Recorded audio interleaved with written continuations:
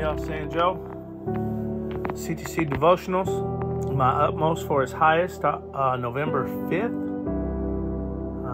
Oswald Chambers. Participants in his suffering. Rejoice in as much as you participate in the sufferings of Christ. 1 Peter 4:13.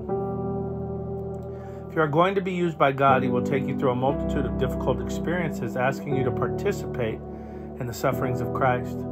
These experiences aren't meant to enrich you or benefit you personally.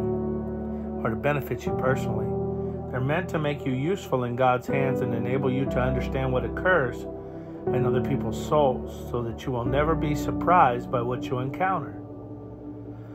If you don't go willingly through these experiences, you might often find yourself saying, "I can't deal with that person." You should never feel this way about another soul. God has given you ample opportunity to come before Him and soak up His wisdom about others. It might seem pointless to spend time soaking before God in this way. You have to get to a place where you are able to understand how He deals with us. And this is only done by being rightly related to Jesus Christ and participating in His sufferings. The sufferings of Christ are those of ordinary life. He suffered according to God's will.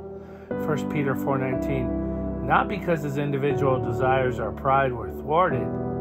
It is part of Christian culture to know what God's will is. Yet in the history of the church, the tendency has been to avoid being identified with Christ's sufferings. People have tried to carry out God's will using shortcuts. God's way is always the long, long trail, the way of suffering. Are you participating in Christ's sufferings?